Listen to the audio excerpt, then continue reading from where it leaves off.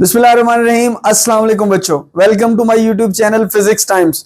आज हम 15 चैप्टर के सेकंड 1/3 की वीडियो बना रहे हैं जो इंशाल्लाह म्यूचुअल इंडक्शन से लेकर एसी जनरेटर तक होगी बेटा। तो फिर मेरा प्लान है कि जो डीसी जनरेटर से लेकर ट्रांसफार्मर तक, बाज़ाहिर आपको लग रहा होगा कि अनइवन कर दिया, लेकिन उसमें बहुत क्वेश्चंस हैं, रिलैक्स।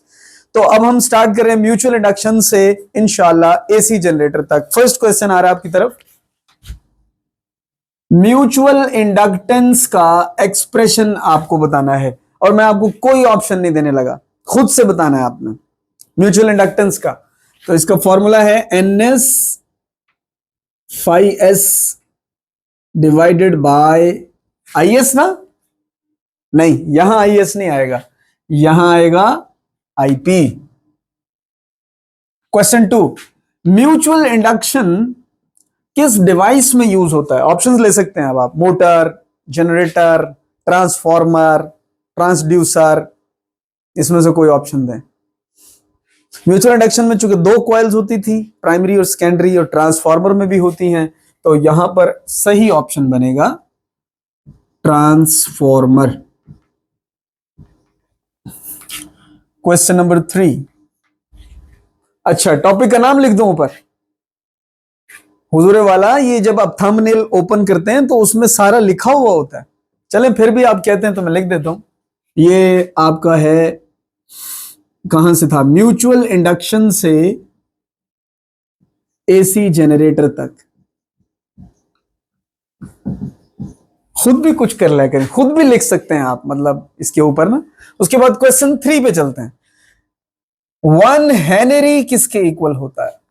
इसके लिए मेरा ख्याल है आप फॉर्मूले की हेल्प ले लें।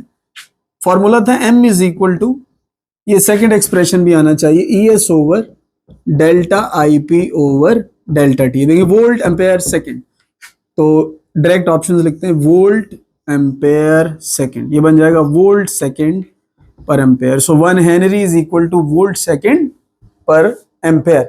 लेकिन वोल्ट पर एम्पेयर ओहम भी होता है, तो इसलिए इसको यूं भी याद रख सकते हैं, ओहम सेकंड।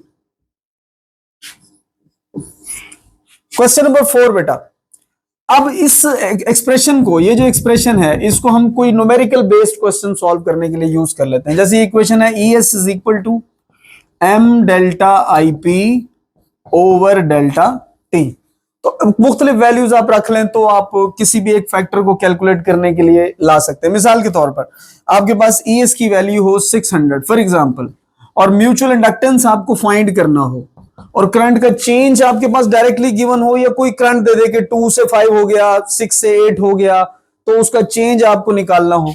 जैसे 2 से 5 आप फर्ज कर लें, तो आपके पास 3 एम्पेयर का डिफरेंस होगा, या आप 10 से 20 कर लें तो 10 एम्पेयर का डिफरेंस होगा। तो कोई भी करंट डिफरेंस आप यहां फर्ज कर लें। उसके बाद टाइम इंटरवल दिया जा सकता है कोई भी, जैसे 0.025 का ये है, या फिर इसकी वैल्यू आप कुछ और भी रख सकते हैं। तो ये वैल्यूज को आप सॉल्व करेंगे तो इस तरह म्यूचुअल इंडक्टेंस आ सकता है 600 into 0.025 divided by 10। And mutual inductance बेटा कैलकुलेट करेंगे कैलकुलेटर से तो 1.5 आएगा। म्यूचुअल इंडक्टेंस का यूनिट अभी पढ़ के हटे हैं, वोल्ट सेकंड पर एम्पेयर या ओहम सेकंड या फिर हेनरी। तो 1.5 हेनरी यहां से आंसर बन जाएगा। क्वेश्चन नंबर 5, ये बहुत दिलचस्प क्वेश्चन है। अगर आप फर्ज कीजिए कि 5 एम्पेयर करंट डीसी आप दें प्राइमरी कॉइल को, तो आपको यह बताना है कि सेकेंडरी के अंदर कितना EMF जनरेट होगा। बेसिक लॉ ही वायलेट कर दिया। बेसिक लॉ क्या था इलेक्ट्रोमैग्नेटिक इंडक्शन का? Rate of change of current, rate of change of flux. तो चेंज होना बहुत जरूरी है। जब आप डीसी देंगे तो उसमें तो चेंज ही कुछ नहीं हो रहा। तो सेकेंडरी EMF का वैल्यू अगर हम जनरल फॉर्मूला लिखें, NS delta phi S over delta T, या इसका दूसरा formula M delta IP over delta T। अब प्राइमरी करंट चूंकि आपने कांस्टेंट दे दिया है, कांस्टेंट का चेंज 0 होता है, तो EMF in the secondary becomes 0। Question number 6 बेटा, सेल्फ इंड्यूस EMF का दूसरा नाम, ये बड़ा मशहूर है। सेल्फ इंड्यूस EMF का सेकंड नेम बैक EMF। और इसकी रीजन आपको याद है कि जो सप्लाइड वोल्टेज होता है, इंड्यूस ईएमएफ जो इसमें प्रोड्यूस होता है वो इसकी अगेंस्ट होता है, इस वजह से इसको बैक ईएमएफ बोलते हैं। क्वेश्चन नंबर 7, जिस तरह आपने म्यूचुअल इंडक्टेंस का फॉर्मूला याद किया, इसी तरह सेल्फ इंडक्टेंस का भी फॉर्मूला आपको आना चाहिए। ये देखिए मिलता जुलता है, NS फाई एस खत्म हो जाता है, simply N phi divided by IP भी खत्म, सिंपली I रह जाता है। ये मैंने याद करवाया था नफली के लफ्ज से, कि नफली के वर्ड से याद रखना है, नफली। और इसका एक और एक्सप्रेशन भी लाजमी याद रखिएगा, N square mu naught into AL। Question number 8 बेटा, सेल्फ इंडक्टेंस की मैं चंद डिपेंडेंसीज दे रहा हूं, थोड़ा टेक्निकल क्वेश्चन है। मसलन मैं कहता हूं area of the coil, number of turns of the coil, core of the coil यानी core material of the coil and current. सारे लग रहे हैं ना? एरिया आपको इसके अंदर नजर आ रहा है, टर्न्स ये नजर आ रही हैं, nature of the core materials ये जाहिर है ये नजर आ रहा है आपको, मीडियम डिपेंडेंट है, और आई भी नजर आ रहा है। अब क्या करें?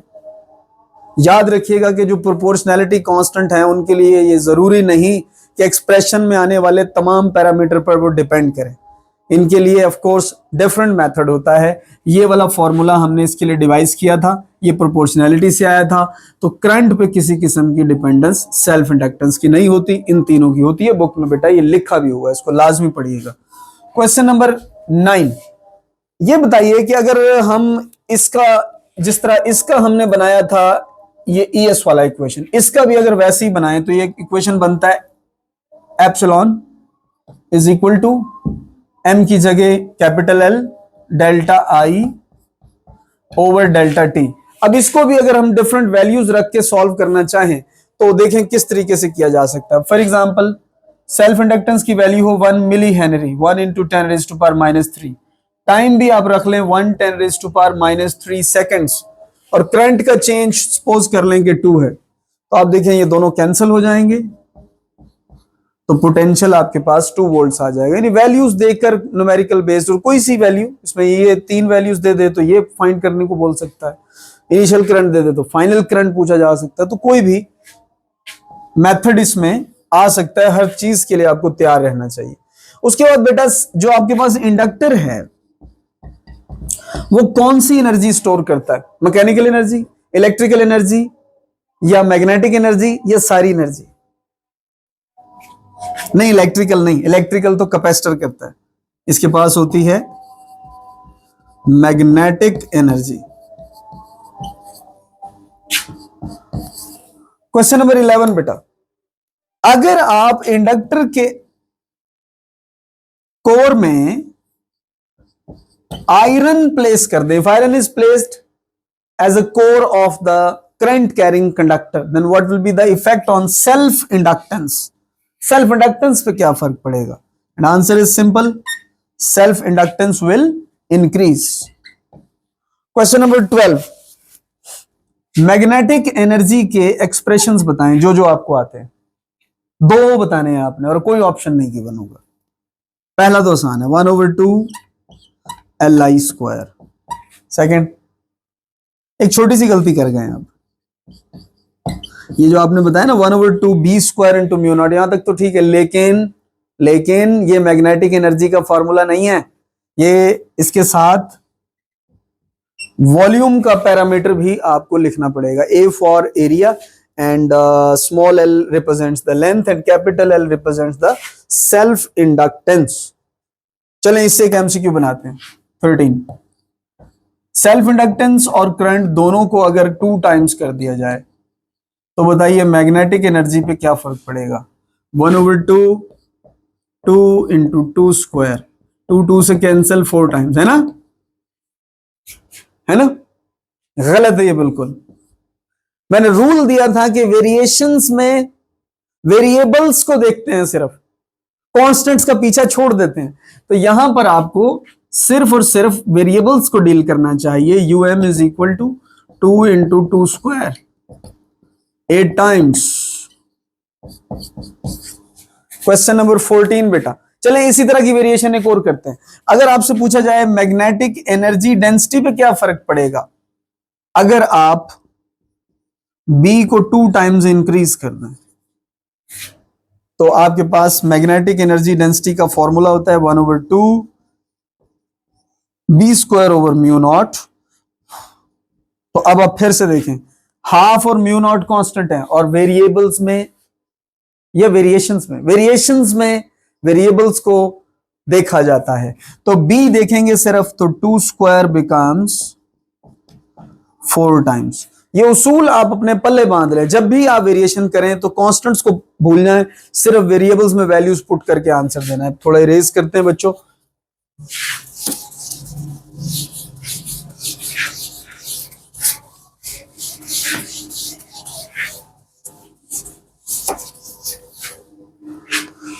अब आपसे चंद प्रिंसिपल्स पूछ लेते हैं। सबसे पहले आप ये बताइए कि आपके पास जो एसी जनरेटर है उसका वर्किंग प्रिंसिपल क्या है? Working principle of AC generator. देखिए एसी जनरेटर में क्या होता है, उसमें आप मैकेनिकल एनर्जी देते हैं, उससे चेंज ऑफ फ्लक्स होता है, चेंज ऑफ फ्लक्स से इंड्यूस ईएमएफ पैदा होता है। तो ये कौन सा लॉ है? Faraday law. तो working principle of AC generator is Faraday law.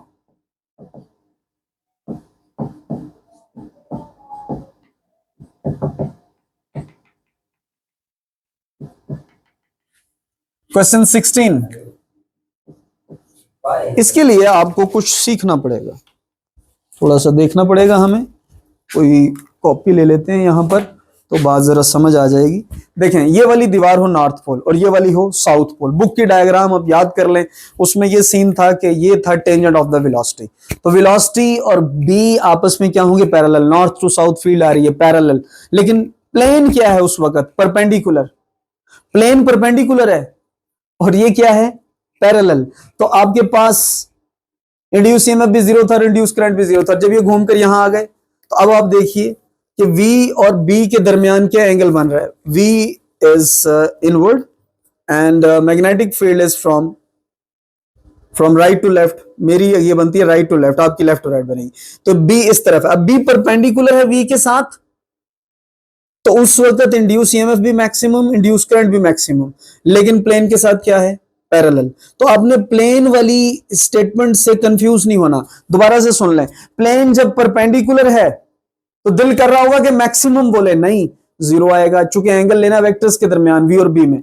और जब इस तरीके से प्लेन पैरेलल है, दिल कर रहा होगा कि इंड्यूस ईएमएफ को जीरो कह दें, नहीं, एंगल लेना वेक्टर्स के दरमियान। तो V और B में परपेंडिकुलर बन रहा है तो induce EMF will be maximum. तो यही क्वेश्चन समझने में आपसे पूछ रहा हूं कि अगर आपको कहा जाए कि plane is perpendicular to the magnetic field in the AC generator, then induced EMF will be, दिल करेगा मैक्सिमम कह दें, लेकिन यहां प्लेन बोला हुआ है तो induced EMF will be 0। Question 17, AC generator में क्या नहीं होता? ऑप्शंस देने पड़ेंगे इसमें, जाहिर है मैं ऑप्शंस दे देता हूं। Carbon brush, armature coil.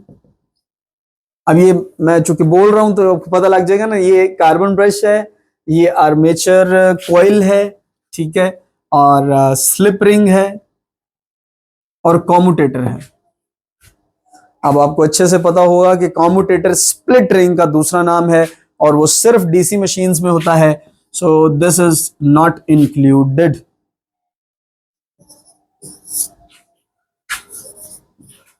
Peak potential in the AC generator depend upon how many factors? 1 2 3 4। और फैक्टर्स भी बताने, 4 तो बता दिया आपने, फैक्टर्स कौन कौन से होंगे? फॉर्मूला था नवाब, N omega A B। Question 19, अगर ओमेगा को 2 टाइम्स कर दिया जाए तो टाइम पीरियड पर क्या फर्क पड़ेगा? क्या हो गया? आप क्या बात कर रहे हैं? ओमेगा का टाइम से रिलेशन ही नहीं है। सुभान अल्लाह भाई, वाह वाह वाह वाह वाह, क्या बात। ओ अल्लाह के बंदो, ओमेगा का एफ से रिलेशन नजर आ रहा है आपको, तो टाइम से भी तो होगा, 2π/t भी तो बनेगा। वाह जी वाह, सुभान अल्लाह। तो ये टाइम पीरियड के साथ इनवर्स रिलेशन है। इट मींस ओमेगा डबल करोगे तो टाइम पीरियड हाफ हो जाएगा। और फिर वही बात, वेरिएशंस में वेरिएबल्स को देखते हैं, 2π को भूल जाएंगे, ये कांस्टेंट है। तो ओमेगा और टाइम पीरियड के दरमियान रिलेशन आपको नजर आ रहा है, तो time period becomes half. 20, core plus coil. AC generator में कोर और कॉइल को मिलाकर क्या बोलते हैं? खुद बताना है, मैं नहीं बताने लगा। नहीं, ऑप्शन कोई नहीं है, खुद ही बताना है आपने। हाँ जी, इसका आंसर है, ये मैं पहले भी बोल के गया हूं, आर्मेचर कॉइल। आर्मेचर बोलते हैं बेटा इसे। वैसे एक क्वेश्चन है, वैसे पूछ रहा हूं, जो सिंपल मशीन्स होती हैं उसके अंदर कॉइल जो होती है वो घूम रही होती है और मैग्नेट स्टैटिक होता है, तो मैग्नेट को बोलते हैं स्टेटर और कॉइल को बोलते हैं रोटर। रोटेटर नहीं, रोटर। तो हैवी मशीन्स के अंदर क्या ऐसा ही होता है या ये रिवर्स हो जाता है? नहीं, ऐसा नहीं होता, बल्कि रिवर्स हो जाता है। उसमें कॉइल जो होती है वो स्टैटिक होती है, वो स्टेटर बन जाती है और मैग्नेट उसके गिर्द रिवॉल्व करता है। थैंक यू सो मच बेटा। वीडियो थोड़ी लेंथी हो गई चूंकि डिटेल ज्यादा थी। आप लोगों ने बेटा इसको कंसंट्रेशन के साथ, बहुत तवज्जो के साथ देखना है और इनको नोट करना है। और मेरी बहुत सारी दुआएं आप सब बच्चों के साथ हैं। इन वीडियोस को आपने आगे बेटा शेयर भी करना है। जिन बच्चों ने चैनल को सब्सक्राइब नहीं किया, सब्सक्राइब करें और वो क्या कहते हैं, घंटी के बटन को लाजमी दबा दीजिएगा। अल्लाह हाफिज बेटा।